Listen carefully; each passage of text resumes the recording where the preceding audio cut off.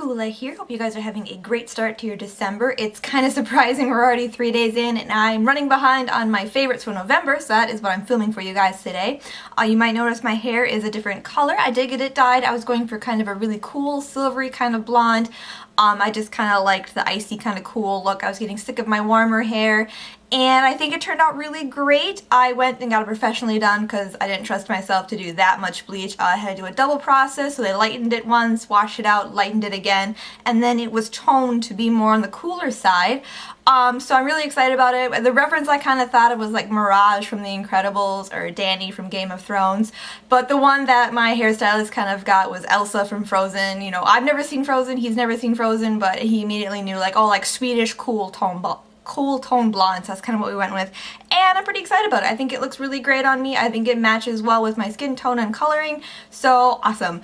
And now onto the favorites. Again, I'm really sorry this is kind of late, but better late than never. I love favorites videos because it's a really great way to see what people are actually using, what they're actually really loving, and things that they're not loving. Sometimes I think the not so favorites are kind of the part I like to watch the most just because I think it's kind of funny, but that's just me. I'm going to start off with my favorites, however. I'm going to start with makeup and kind of go through not quite so makeup things. I'm going to start out with this BP cream from Miguhara. This came in a mini box. This came in my thumbs up mini box, so it is a Korean product. This is a BB cream and a primer in one. I initially thought I wasn't going to like this so much because it does have more of that that silicone kind of feel where it's really slick and smooth, and I was worried because I tend to have a reaction to those products. It blends in seamlessly. It does have a slight tint to it, which is kind of nice.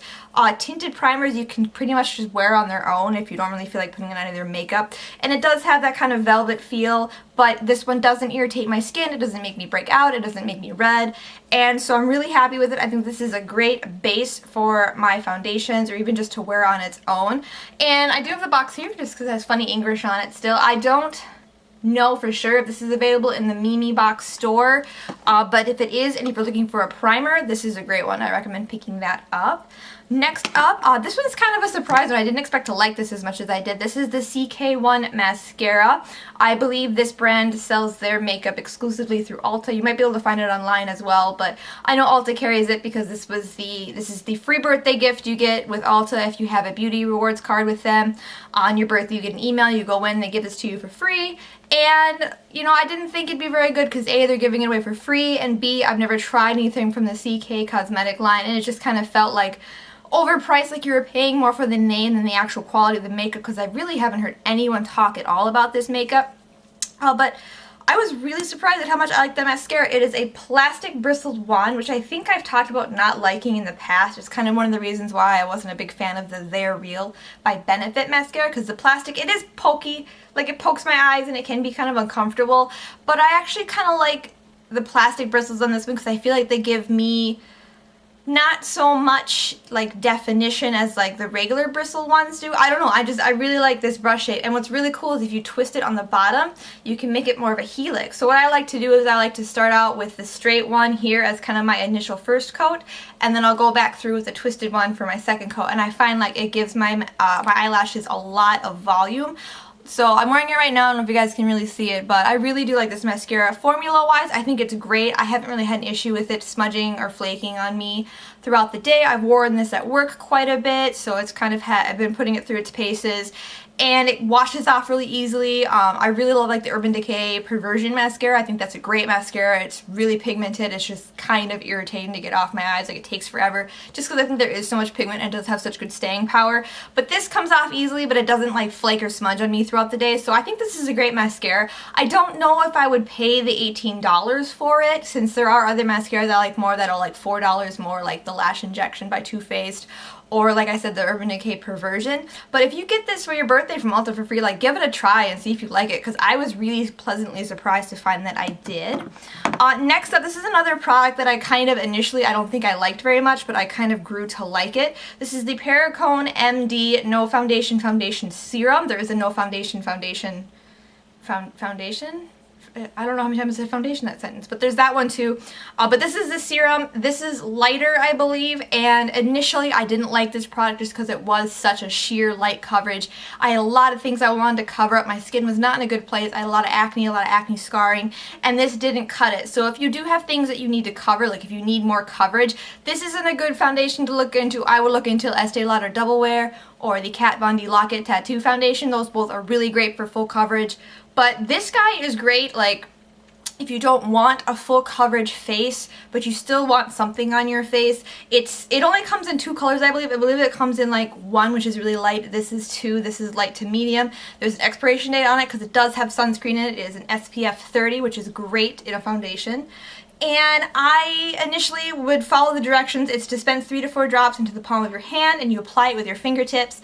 And the 3 to 4 drops really doesn't do anything for me, so I do kind of do 2 rounds of 3 to 4 drops. So I'll do 3 to 4 drops, put it all over my face, and then I'll do 3 to 4 drops more, and then put those in the more concentrated areas that I need it in. As you can see, it comes in this glass dropper here, which is kind of cool. It is a sanitary product, which is really great. And I think right now, for the amount of coverage my skin needs, this is great. It's not heavy feeling. I don't feel it on my skin. And especially like for work and stuff, like I walk a lot and I wear like scarves because it's freezing outside. I don't want to get like frostbite or anything. And with my heavier foundations, it can rub off or it can get kind of weird looking. And with this, like, there's no rub off. It doesn't seem to budge or anything with the scarf. So this is really great right now for me. I'm really digging this.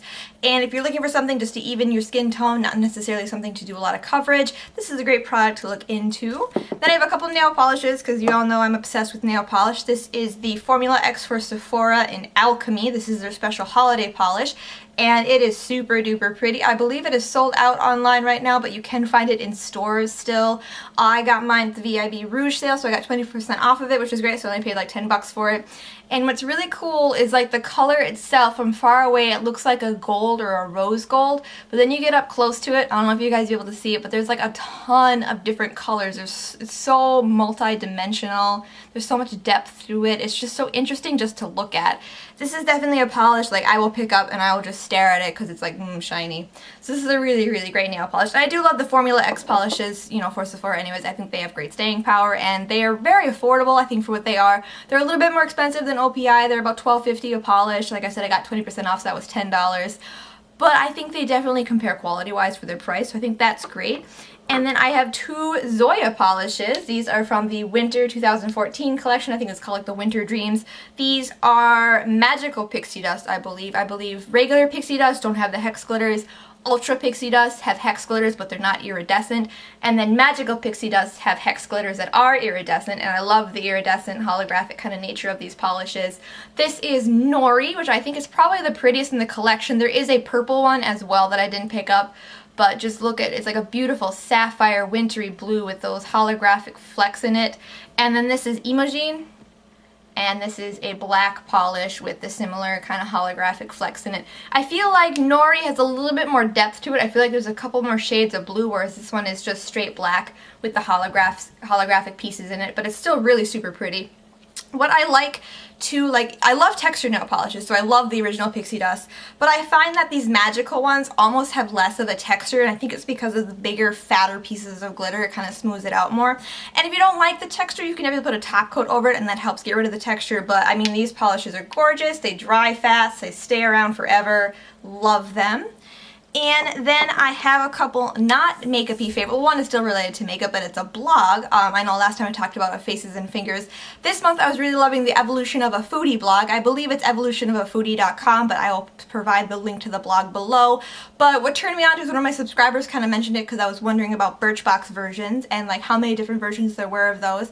And they told me about that website and how they always list like the different versions of Birchbox, and I thought that was super duper cool. So I kind of went on there, I was looking around, and there's really great reviews and like unboxings of subscription boxes and, you know, indie products, and I just think it's a really great website if you're into subscription services or indie makeup products like I am. So I'll link that below. Definitely check that blog out. And then my last favorite is definitely a not makeup favorite. I don't have it with me. because I ate them all and I have to go buy more. But it's the Fage yogurt. It's a Greek yogurt. It's spelled F-A-G-E, but on like the little front it says pronounced Fage or something like that. And I get the 2% plain kind, and I think it is absolutely delicious. Unfortunately, apparently so does everyone else around here, because whenever it goes on sale at Target for $10 or $1 a thing, it is constantly sold out. I do recommend getting the 2% over the 0% fat, just because the caloric difference between the two isn't much, and the 2% tastes way better than the 0%. And you need fat in your diet anyways to absorb nutrients. So I'm not a big fan of like fat-free products, just because they have to add additives to them, and those additives tend to be worse for you than the actual fat. But that's kind of a soapbox I'm not going to get on. I don't know. I'm just trying to talk really, really fast to get through this, because I don't want this to take too long. And I actually already tried to film this once before and ended up taking forever, so I'm trying to condense it. But if you're into Greek yogurt or yogurt in general, or looking for like a really great kind of dairy product, I use it as like a sandwich spread. So instead of like mayo or anything, I use that. I eat it. I kind of sometimes mix in some stevia in it, so some stevia to make it a little bit sweeter, just because I do get the plain kind. But even on its own, it's great. It has like 40% of your daily protein in it in one serving. It's amazing stuff. And then finally, I have one like not so favorite. I want to like this product, and I do like it. It's just, it has kind of one property that really gets to me. This is from the Third Times the Charm collection from Fortune Cookie Soap. This is the Girls Lip Scrub. This collection was released for Halloween. It is Beetlejuice themed. I thought that was the coolest thing ever. So I picked this up, and it smells really delicious. Sorry, I heard something. It was my heater down there. It smells delicious. It's marshmallow and like popcorn, and it smells so, so good.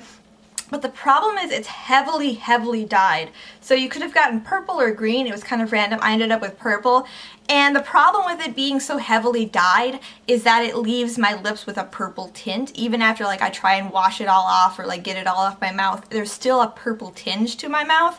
So I feel kind of uncomfortable using this during the day. Like I'll use it before bed, and then sometimes I wake up and my lips are still kind of purpley, and it's frustrating to get that off. And I feel like I shouldn't have to worry about coloring my lips with a lip exfoliant. As far as an exfoliant goes, this is really great. Like it has enough grit in it to exfoliate my lips, but it has enough like oil and moisturization properties to leave them feeling soft and smooth afterwards. And you can lick it off and eat it, and it's delicious. And I just really wish it wasn't so heavily dyed purple, because then I would use it all the time. But unfortunately, I'm not sure if I can continue to use this, just because it does leave my lips purple. And you know, I mean, if you intend to have purple lips, it's cool, but like not like I just drank grape Kool-Aid kind of purple. And that was my favorites, and my one not quite so favorite but still nice, but I don't kind of like it kind of product for November 2014. Again, I apologize for how late this video isn't coming up, but I appreciate you guys for watching, and thank you guys so, so much, and I hope you have a great rest of your day.